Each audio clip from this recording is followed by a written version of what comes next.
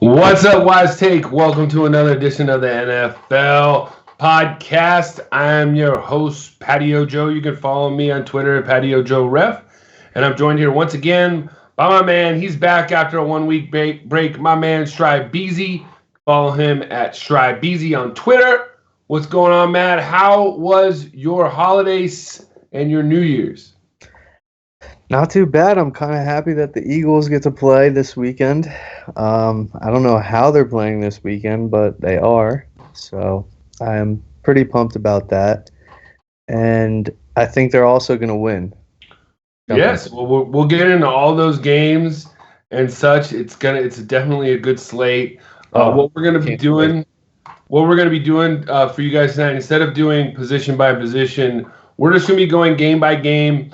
And Shribezy is WiseTake, kind of like the single game slate guru. So he's been writing some articles throughout the season, and he's been doing really, really well, smashing. So I'm gonna also have him kind of chime in on what he thinks are the best plays on each game. As for a single game slate, I'm going to just be going towards FanDuel. The pricing is a little different if you play 4-game slate, which they have a small one for, or smaller slate, and then they have 2 main slates. FanDuel thinks they can make more money by having 2 main slates, one on Saturday and one on Sunday. It's kind of funny because some of these DFS pros on Twitter, every year they complain about it, and every year they do the same thing. Don't you think one year they would just realize this is what FanDuel does? Hello, they just do it to piss you off to make more money. That being said, my New Year's was very uneventful. Having 3 children, I was asleep before midnight. I was able to bang one more out before New Year's, so that was quite happy. I was able to relax and have a nice, relaxing evening. But that being said, Christmas was just fine. We came on the day after Christmas last week, talk about week 17.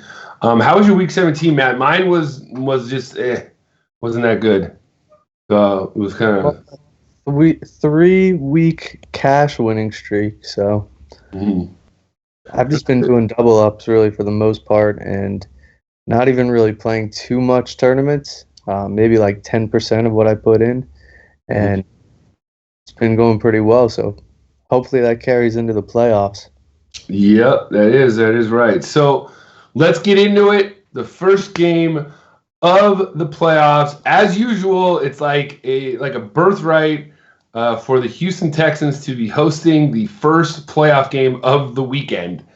It just seems like that's what happens. So we got Buffalo, Josh Allen, and the boys going down to Houston to take on Deshaun Watson and the Texans. Texans are a 3-point favorite, and they opened up at a 3, and it's pretty much stayed that way throughout most of the time. What do you got on this game? So I have some weird feeling the Bills are going to win this game just because I can't really. When's the last time the Texans won a playoff game? Did they beat the Colts? Yeah, beat them, right? Yeah, well, I'll look that up, but I'll keep talking. Just not very good in the playoffs. Josh Allen he wasn't the quarterback when the Bills were last in the playoffs, but in the couple primetime games that he played in this year, he looked pretty good. So the Texans D is not really something for anyone to worry about. They're 26th in DVOA against the pass, and they're 26th DVOA against the run. And the Bills would prefer to run the ball. If they're going to win, then what's likely going to happen is you're going to see Devin Singletary have a pretty good game on the ground and through the air because he can really attack the Texans really in any way. Josh Allen is great for fantasy, obviously, just because he's not so reliant on his passing. And he can get you anywhere from 40 to 80 rushing yards and maybe a touchdown or 2 on the ground. So you get that little extra upside there. And you obviously have the same thing on the other side with Deshaun Watson. But before we get into some of the other players in this game, who are you looking at? For me, I think one of my favorite plays on the weekend is Cole Beasley. He lines up in the slot 78% of his routes. He's going to be lined up against Vernon Hargraves, who's given up 65 receptions on 88 targets and 5 touchdowns throughout the season. So I think we've shown that when there is a beatable matchup in the slot, Beasley is smashed. I think he's a little bit better play on DK just because it's a full PPR site. But for Beasley, he kind of has a very nice floor. And then I like his counterpart, Mr. Brown. He's just going to be breaking off the defense up top. So, it's funny. At first look, I kind of was like, I'm not necessarily in love with this Buffalo offense, but they have a couple really nice plays on really, really good prices too. So if you wanted to pay up for higher, if you're playing the 4 games, if you want to pay up for guys like, Michael Thomas or Henry, guys like Beasley and Brown and Josh Allen, like you said, he has such a great, 40 yards rushing he's going to get you. And, the thing is that he's not going to throw for that many yards. On the other side, you got Mr. Deshaun Watson, where you almost kind of want the Bills to go ahead, but they're not that type of team. So I just don't see the Bills getting up by like 3 or 4 touchdowns to where Deshaun Watson's going to have to come back, and it's going to be one of those ceiling games. I feel like it's going to be kind of like really like, low scoring, kind of ugly a little bit here and there. I like Singletary call, but I got the Bills winning this game. Also going down into Houston and winning. And I checked that for you. Houston, actually, they lost in 2018 against the Colts. And then in 2016, they actually won against the Raiders. So, but that was when also Derek Carr, I think, broke his leg the week before. So he couldn't even come in and play that game. And then they went up to New England and lost the next week. So, and then the year before that, the wild card weekend, they lost to the Chiefs. So they basically play on wild card Saturdays. They've beaten the Bengals a few times, but the Bengals aren't in it. But I got the Bills winning this game in a close one. But Beasley is probably my favorite play of this game. Is for like if you were going to do it lower entry tournament settings. Cash, I'm kind of out on this week, guys. I don't like playing cash, especially on 2-game slates. 4-game, you might want you can, but there's just not that many, so you don't know how many are going to fill. But like Beasley on FanDuel is 6,300 as it comes for, pretty much good floor. I like that. And he's surrounded by, John Brown is a good just GPP play. Anybody else you like? Who would you put in the captain spot in this game? In this game, in cash, I'd probably put Allen in the captain spot. I'm kind of off of Deshaun Watson. I'm definitely going to come in under the field in tournaments if I make a ton of lineups. But Buffalo's allowing under 200 passing yards per game on the year. And, I mean, you can say that they're similar or they're not similar. They kind of are similar. Jackson and Deshaun Watson. And when Lamar Jackson played the Bills a few weeks ago, he had just 145 passing yards and 40 rushing yards, but he did throw for 3 touchdowns. So I just don't see the need. I'm pretty sure he's probably one of the most expensive on the slate, and I just don't see the need to use him. But going back to the captain slot. So Carlos Hyde is somebody that's kind of appealing to me just because, like you said, I don't think it's one of those games where we're going to have to see Deshaun Watson throw the ball 40 whatever times so that he can reach his ceiling. But Hyde's really appealing. He's not really expensive.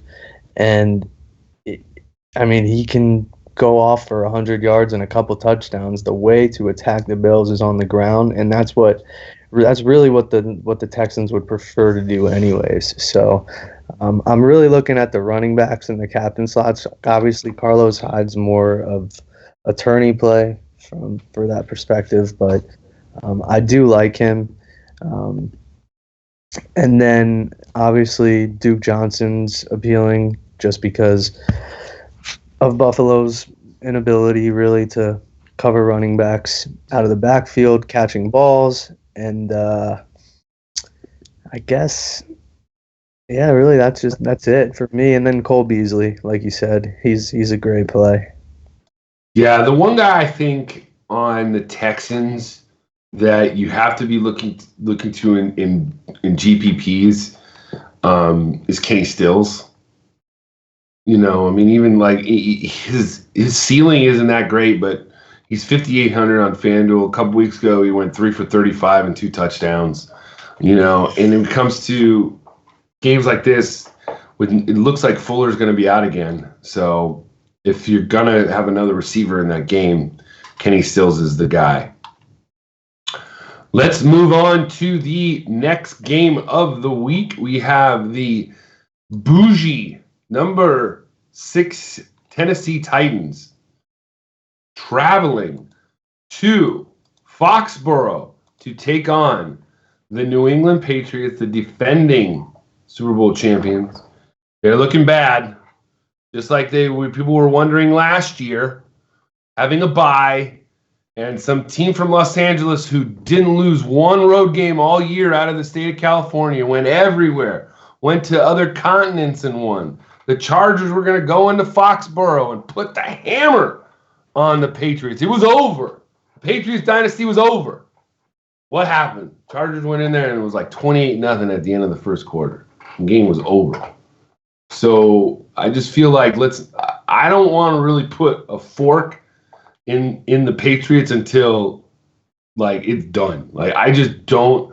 I can't. I'm not saying it can't happen, but you have Belichick, you have Brady, and you have a team that is not going to put up a ton of points no matter what happens.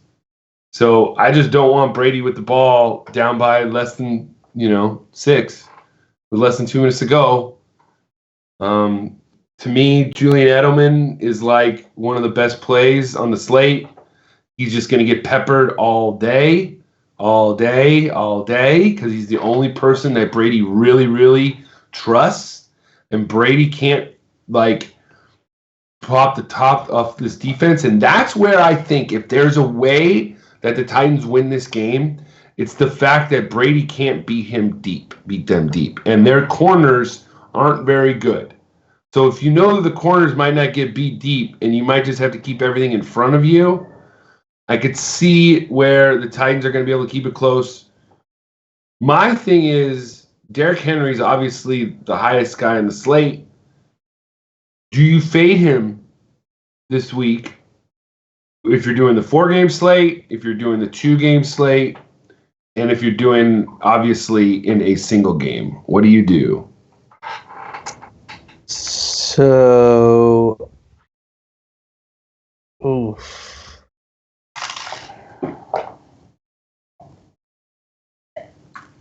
this is a weird game. So, I think what you have to obviously build your lineups based off of what you think's going to happen in that specific game. So, if you think that the Titans are going to win, then they're most likely going to be doing it on the ground.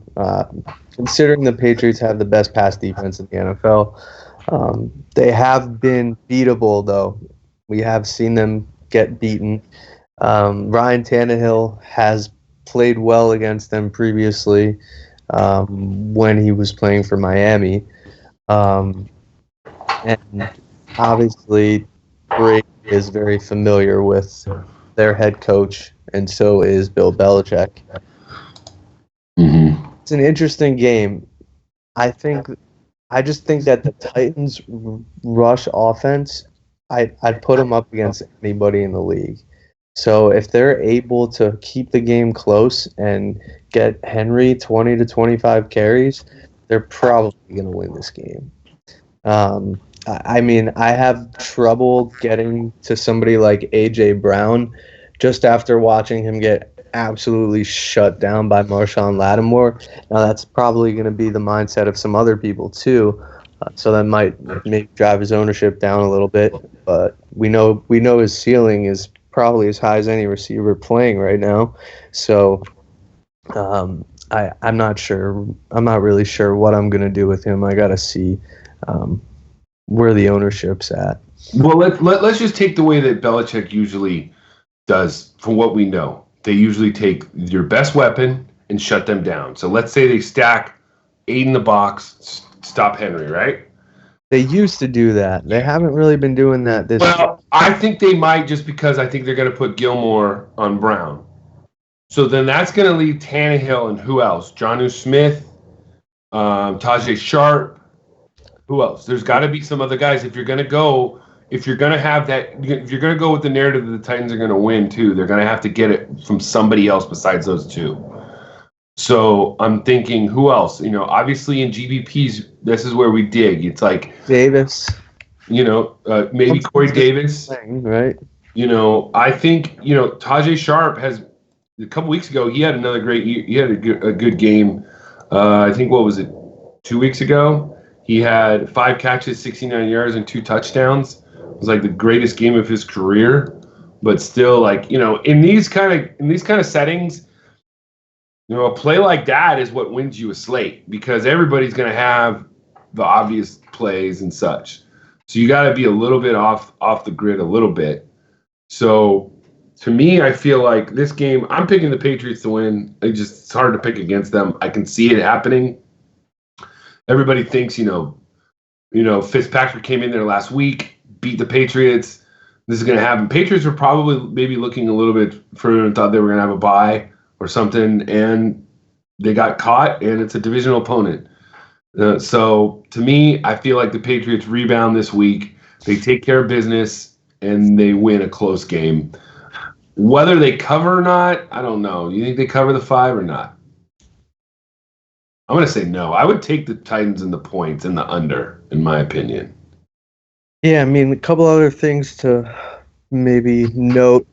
The Titans have allowed the second most receptions to running backs this year, and the Patriots target running backs at the highest rate in the league. And we also know that Belichick is known to scheme up his offensive game plan based off of the opponent's strengths and weaknesses. So James White. I know this. He definitely knows this. Mm-hmm. This is definitely something to pay attention to. James White has been pretty consistent this year, but the one thing that kind of scares me there is Sony Michel has had at least 18 attempts in 3 games in a row. And last year in the playoffs, he averaged almost 24 carries a game and 110 yards per game. But he only played 39% of the snaps in the playoffs, too. So it's a very interesting dynamic, especially since you also have Burkhead. But James White is probably the one that I would go with as my top choice in this game, probably for captain, behind Julian Edelman. Yeah, Edelman to me, I feel like is just the safest probably play in this game. Like I could see a place where Henry doesn't get his. I could see a way where AJ Brown gets shut down. Dion Lewis revenge game. There you go. That might be, the revenge narrative. You never know. You never know. You never know. Like 3 touchdown game in the playoffs. One of them was a kick return. I think it was against the Texans. But he's a playoff performer. He's played in big games. So don't sleep on him. He's there. Mm-hmm. Any love for the Patriots D at all? Yeah, they're playing at home in the playoffs. I don't think Tannehill has never played in a playoff game. The year the Dolphins made the playoffs, he was hurt. Mm-hmm. It's a completely different game, but he's been playing with a chip on his shoulder all year. He's really been playing really well. Mm-hmm. I wouldn't be surprised if they went in there and won. But going back to the other game, what do you think about like the Bills or the Texans on defense? Honestly, I would go with the Bills. I would go with the Bills defense. And it's worth mentioning the Titans defense is only 2,400. Brady has been like a statue in the pocket, and he's been definitely hit way more times than he has been in his career this year. So 2,400 on DK for defense, that'll kind of open up a lot for you. And he's been throwing pick sixes lately, which has also been weird. But yeah, definitely Titans D, and then in the other game, I'd definitely prefer the Bills D. Mm-hmm. Yeah, I mean, on FanDuel, the Titans D is 3,600. It's kind of crazy. They're the lowest priced defense on the slate, tied with the Seahawks, and I just feel like the Vikings should be down there. They're playing the best offense, and I just, the Titans, you could see it. I don't see like Brady putting up 30 points. I see this being a low scoring game. I looked at the slate and I'm like, ooh, the Saturday games are kind of like, it's going to be kind of boring kind of thing. Like, I just don't see it being like the high scoring games that we want.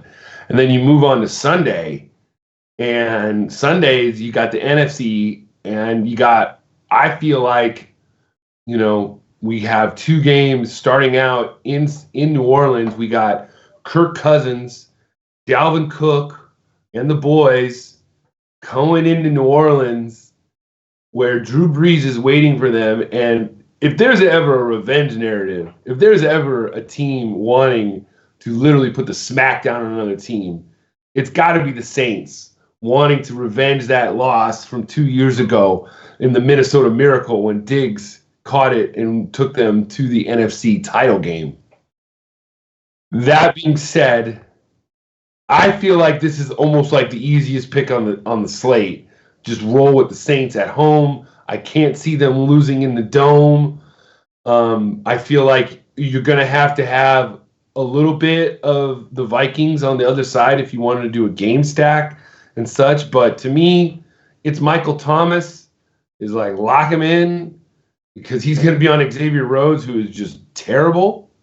And then it's, Drew Brees, who was the NFC Player of the Month for the month of December, just absolutely torching everybody. And chip on his shoulder, not making the top 100 NFL players on that stupid poll that they had. So I can't see a path aside from turnovers to where the Vikings are going to win this game.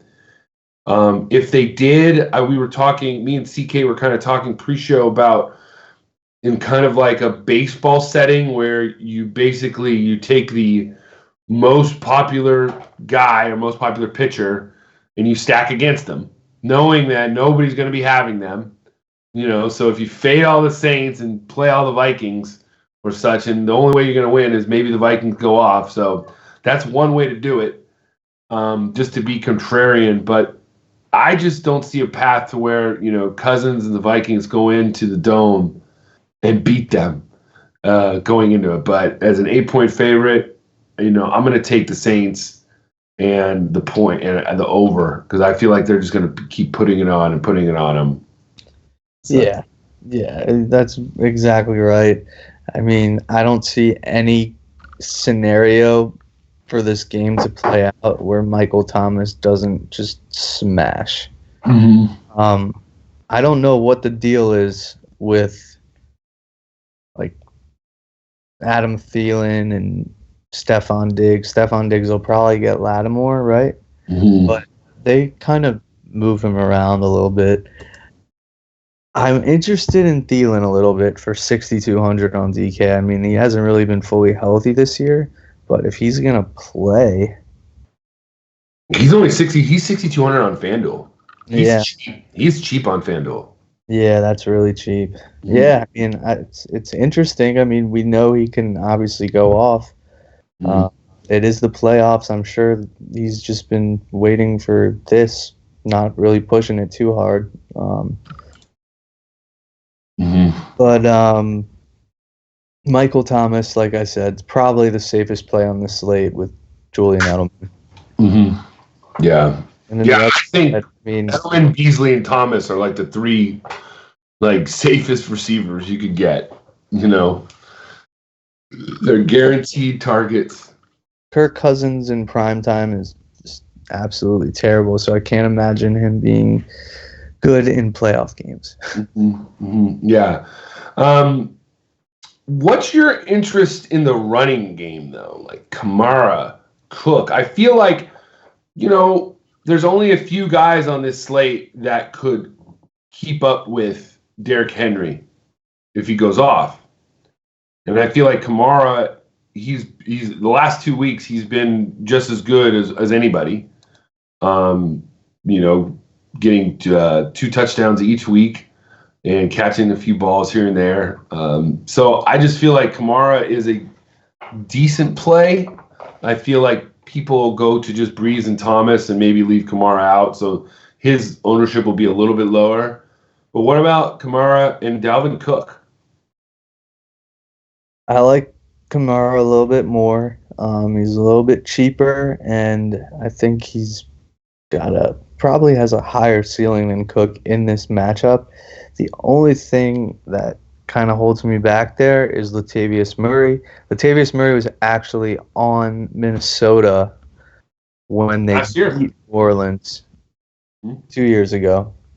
He was on them both seasons, but it's a little bit of a revenge game for him. He's pretty cheap on DK. There's always, every single wild card weekend, there's always a number 2 running back that has 2 touchdowns. I don't know who it's going to be this week. It could be Latavius Murray, and he's only 5,000. So yeah, next week when we do the show for the divisional round, we'll be talking about whoever that running back is that got 2 touchdowns. But I'm putting my money on Murray. I mean, another guy you kind of got to look at too, because it's such a small pool, so he's going to be highly owned. He scored 5 touchdowns in the last 4 weeks. Is Jared Cook? Yeah, he is involved in that offense. So especially if Ertz is out, which we'll get into that next game, but just like in the tight end spot, I mean, there's like 3 guys or 4 guys if Ertz is out: Goddard, Cook, Smith, and Hollister. It's basically that. Like, you're not really going to go to anybody else with any confidence unless you wanted to do the is Taysom Hill? Yeah, he's a tight end. You could do the Taysom Hill thing if you really wanted to get up. On FanDuel, he's 5,200. I don't know what he's going to count as. Minnesota's actually only allowed 1 touchdown to tight ends this year. So they're good. So that's probably an interesting. That's mainly because they're so bad at covering wide receivers. Really, they've allowed the 2nd most wide receiver receptions of any team in the league. So the tight end spot to me, it's if Ertz is out, which he still isn't cleared for contact, Goddard's going to be like 80% owned. If Ertz plays, I am just going to be all over Goddard. Oh yeah. I both of them, because Seattle can't cover the tight end at all. So, and then Jonnu Smith is another play, I think, just because there's just nobody else, he's gonna get ownership. And we've seen his big playability. They've even given him a couple rushing attempts the last few weeks. So they try to get him involved. I don't think he's a bad play at 5,800 on FanDuel. Who's in your captain spot in this game? Is it just Thomas? Don't mess with it?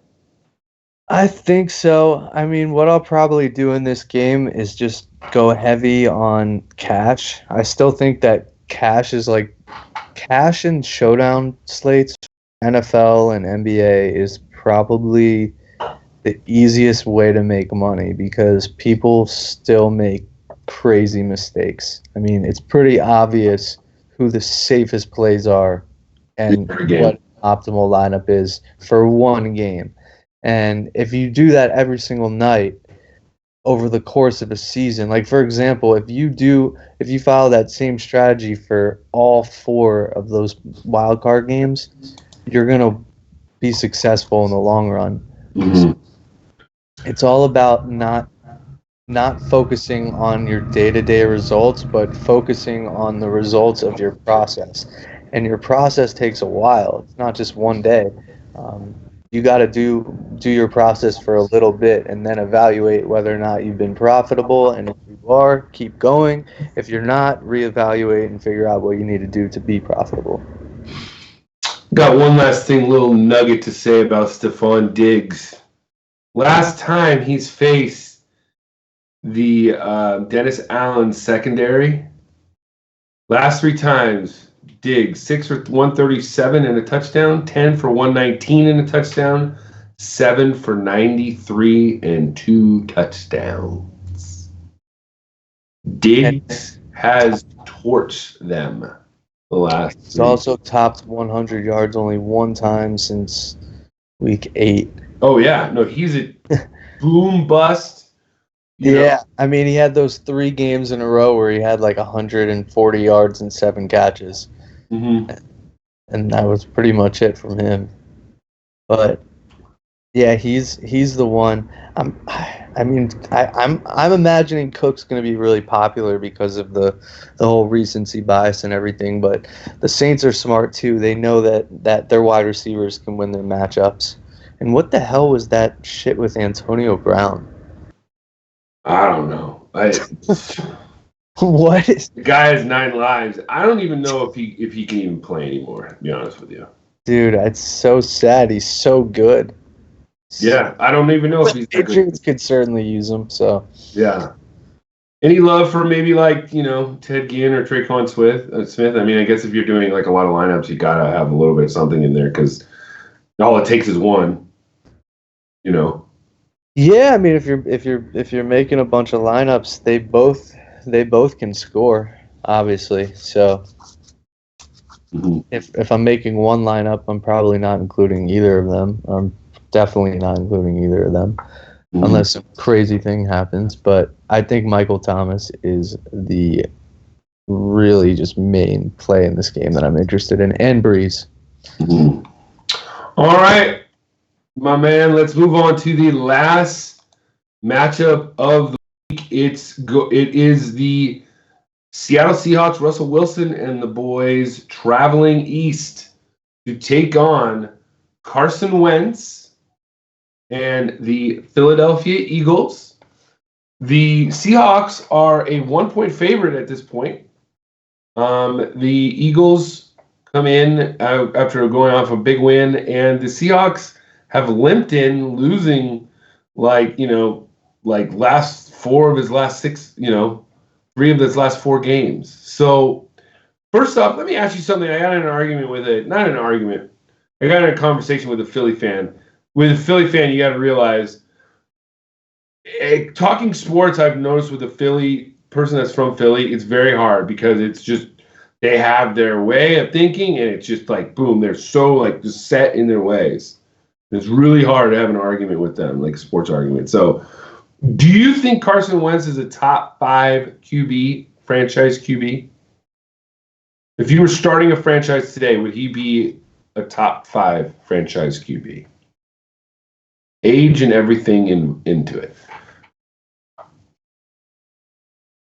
Man, I don't know. The last few weeks, like 6 weeks ago, I would have definitely said no, but the last few weeks with who he's been playing with, and I know they haven't really been playing the best teams, but he's been in situations where his team has been trailing. Regardless of who you're playing, it's divisional opponents. Those are tough games. Mm-hmm. And he's made huge plays, hasn't turned the ball over, just made really good decisions with the football. And if he can play like this, especially when he has not 3 practice squad wide receivers, 2 backup tight ends, a backup running back, I mean, I think, yeah, maybe I would take him. Mm-hmm. What about you? Would you? It's funny. He still needs to show me he still has that signature win, in my opinion. But I was trying to think of other guys that I would have in front of him, and it was Lamar, Mahomes, Watson, Russell Wilson. then you're getting into that. He's like around 5th. Like, and I brought up the name Dak Prescott, and that's what sent this Philly fan just absolutely through the roof. The fact that I would even bring up the fact that Dak Prescott in the same breath as Wentz was just like, to me, it was like I offended his family, and I went in and I abused his I abused his wife or something. It was like the worst thing I could possibly do. So so you got to think like, what are other guys around there? Guys like, I guess, Aaron Rodgers, and he might be a little bit too old. Breeze too old. Brady, I don't know. I look at it more of a fantasy wise, and I'm like, if I need to win one game, Wentz isn't on that list in the top 5 right now. Like, just not right now, So, but that being said, back to the game, I think the Eagles win this game. A team like the Eagles playing at home, and they're underdogs. They know the playoffs. They know how to win the playoffs, and the Seahawks are coming in with their left tackle out, their center out, Chris Carson out, their starting tight end out. Penny has a torn ACL. Procise is out. Josh Gordon suspended. Like, literally, the whole team is hurt. To me, I feel like, one, Philly D is like my D that I'm putting in because of the sack potential from Russ. Russ might come back and you might get it, but to me, like, it's Philly D. They're way underpriced this week. I like them. And I just feel like in this game, if they can somehow, that Philly secondary can somehow keep Lockett and DK Metcalf in front of them, they're going to win this game. Because they can run the ball better, and they're just going to be able to control the game better. And that's just my opinion. That's what I think. Yeah, I mean, I'll break it down from like the least biased perspective that I can. Seattle's really banged up, and so are the Eagles. Obviously, we already touched on that, but I just feel like missing those running backs really just puts a pretty big dent in what they're trying to do. And you saw them almost come back last week. And Russell Wilson is an absolute freak of nature, but I feel like the Eagles, like you said, they're dogs again. They're right in that spot that they were a couple years ago. The team that won the championship isn't too different from the team that they have now. So they have players that have won, and I don't know if Ertz is going to play. I don't think it's really going to matter, but really the pass game is really, really centered around Goddard and Josh Perkins, my little tight end hero. I played him last week in cash, and instead of Goddard, and he outscored him $2,400 cheaper. So I jumped like everybody in cash. I don't normally worry about ownership in cash, but I just know I knew that he was going to have to be on the field because the Eagles love to run those 2 tight end sets. So he was going to get looks. He's basically their number 2 wide receiver. So yeah, that's a good call. I mean, that's a great play just for a single game slate. But I think even if, like you said, if Ertz is in, he's not going to play the whole game. It's going to be a sparing. It's not going to be his full set. So to me, I feel like this week, whether you want Ertz to be playing. I mean, if he's in there, he'll play. Like, yeah. He'll definitely play. But it won't be. I just don't see him playing, every single snap like he would if it was if he was 100% healthy. They got to limit him because it's ribs. You can take one more hit. That's it. I mean, kidney. Oh, yeah, I know. Trust me, I bruised my kidney once. It doesn't feel good. So not like the defenders care about his well-being. Tell me this: who are you picking for running back for the Eagles? I think Miles Sanders is gonna play. I think, but dude, Boston Scott is my guy. I've been talking him up for the last like 3-4 weeks. Last week I wasn't on him because of Jordan Howard. They said Jordan Howard was going to play, so I wasn't on him. And of course, he went off for like 35 DK points. Damn, dude, yeah, he went off. But I like him a lot. If in both scenarios, I like him. Mm-hmm. Yeah, it's tough. I just don't know. And what about any love for Travis Homer? Yeah, I mean, he's been getting looks. He's been getting targets. I don't know. I don't think they're going to be able to move the ball on the ground, although they did have success with running it with Penny against the Eagles. But the Eagles were also pretty banged up that game defensively. So I think you're just going to see a lot of Russ throwing the ball in this game, and he'll be looking to dump it off underneath to him. Yeah, I mean, this is also, I think Russ makes for probably my favorite tournament QB of the whole slate this weekend. On FanDuel, peep this. On FanDuel, he's 7,900. He's the same price as Wentz, $100 more than Josh Allen. Russell Wilson is like the filet mignon to Josh Allen is like the sirloin, okay? You know what I'm trying to say? Like, we said that Josh Allen has that floor of 40 rushing yards and stuff like that. Like, to me, Russ, in a game where we both think he's going to be behind, or even if he gets ahead, how is he going to get ahead? It's not going to be by running the ball. It's not going to be Marshawn Lynch. So if he gets ahead, it's going to be what? Metcalf, Lockett. They should all be good plays. They should all put up yards. Exactly. So I think Russ, to me, is he is underpriced for his ceiling. I know he hasn't played that well lately, but you look at his game logs, like he put up 10 points against Arizona 2 weeks ago and 11 points against the Rams. Those are divisional opponents, mind you. Last week he put up 20 points against the Niners, but that was late. But Carolina, he was fine. Seattle, you know what I mean? Like he's doing okay. I mean, these two teams met not too long ago. That's the thing. In Philly. So, and he only put up 10.5 points. So what is it going to bring this time?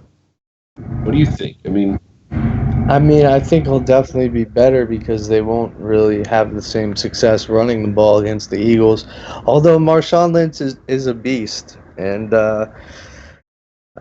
they definitely shouldn't take him lightly at all. But they're not going to be able to run the ball on the Eagles. Let's just face it. So I think Lockett. I like Metcalf a little bit more, but both of them should be pretty decent plays. Well, I mean, Metcalf led the league in red zone or goal line targets, or end zone targets. I'm sorry, this year. So he's a good, obviously, play. I don't know if you said FanDuel because touchdowns mean so much. So, do you think Eagles win this game too? I mean, I know you're an Eagles fan, but I think you came in and said the Eagles are winning. I think the Eagles are winning too. I'll take them at home. I'm not gonna, the road favorite in Philly. I mean, I just don't see it. I just because their record, I just don't see it. I feel like it's the last game of the weekend too. Like it's gonna be. This is gonna be a good game. I'm really looking forward to it. Sunday slate, I'm looking forward to way more than Saturdays for sure. Yeah, Saturday just doesn't get me excited at all. It doesn't. I mean, you want to you want to see. I want to see Buffalo beat Houston, and then obviously you'd love to be in a bar if Tennessee's beating New England. That would be an awesome sight. Yes. But I just don't see it. I just don't see it happening. I see Buffalo winning, and then I see New England winning. So then that would be Buffalo going to Baltimore next week, and then New England traveling to KC. And then we both have New Orleans winning, and we both have Philly, right? We all pick the same. We're all in the same. I have the Titans winning straight up. Oh, so you have the Titans winning. Okay. Yeah. So if that were to happen, the Titans would go to Baltimore, and Buffalo would go to Kansas City because Titans are 6th seed. Lowest seed would go to Baltimore. So I'll tell you one thing though, like Tennessee went into Kansas City, what was it, a year ago or 2 years ago, and beat them with Mariota in a very ugly game. So Variable's going to get these boys. Variable's going to get these boys ready. That was Patrick Mahomes. No, it wasn't. It was right before. That was the Alex Smith era. So then New Orleans winning. A touchdown to himself. That's right. That's right. New Orleans winning. They would be the 3 seed. They would go on to play the number 2 seed, which is the Packers. And Philly would then travel to San Francisco and play the Niners. That would be interesting. I see the Saints taking care of business in the cold, whether it is or not. Like Packers being the 2 seed, I think is like the biggest fraud of the whole playoffs. Like how they made the 2 seed is just crazy to me. I'm just hoping the Vikings beat the Saints and the Eagles win so that the Eagles can play the Packers next week. Boy, that would be if the Vikings beat the Saints. New Orleans might declare war on the NFL. Like it's just like it's. There's going to be some ridiculous play exactly that just has like the most judgmental call ever. That just the Saints. It's going to prompt this like new rule that they're going to implement. Mm-hmm. Yeah, that's never going to ever be overturned ever. Real quick before we get out of here, did you saw the game last week between the Saints and the Seahawks and the Niners? Yeah, of course. The end of the game. So the end of the game, they wanted that one play reviewed for pass interference where Hollister. They said that the Hollister got held. And it was like I don't know. It was one of the games. They would have given them the first down and first and goal at the 1. They wanted it reviewed, and I feel like instant replay has just failed the NFL. It's an absolute joke.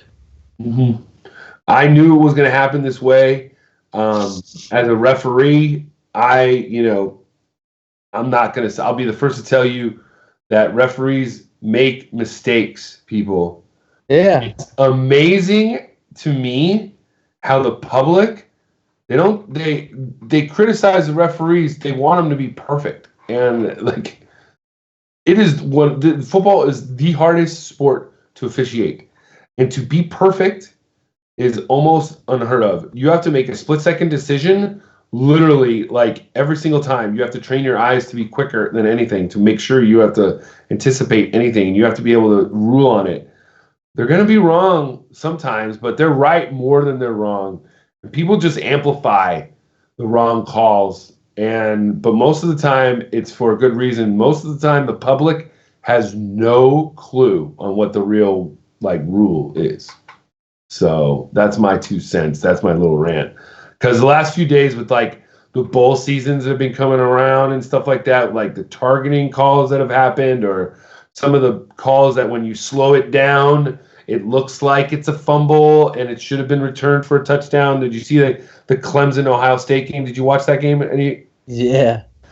Like I looked at it. See, as an official, I saw it in game time, and then when it happened, the ball came out and they let it run for it. And I said to myself, "That's incomplete. Why are they letting him run with it?"